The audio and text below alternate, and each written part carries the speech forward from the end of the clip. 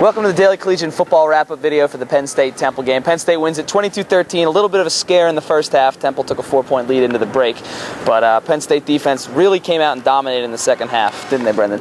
Yeah, they really came out, showed that now they're starting to become that defense that everyone's been thinking they would be, coming out with more intensity in the second half, and talked to guys after the game and whatever, and they said that people just started saying we need to step up, we need to do stuff.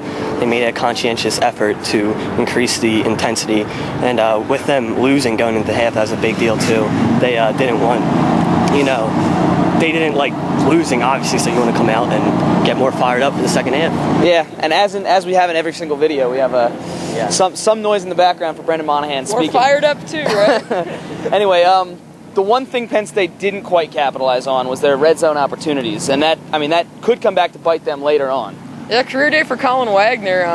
Not usually what you want to hear, but obviously 5 of 6 for him.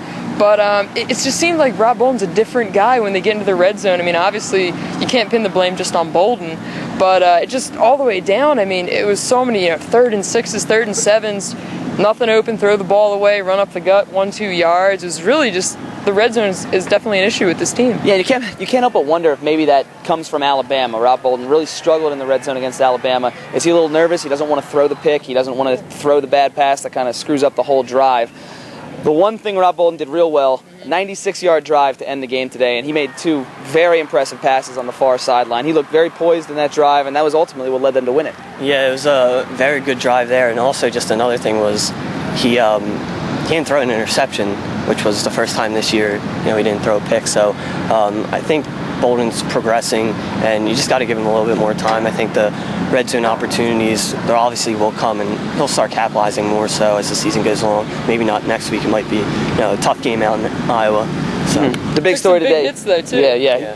He stepped into the throws, though, so, yeah. He definitely has that poise. The big story today, Evan Royster, a huge game, got off the snide from averaging, he didn't break 40 yards a carry, he broke 40 yards on the first rush today.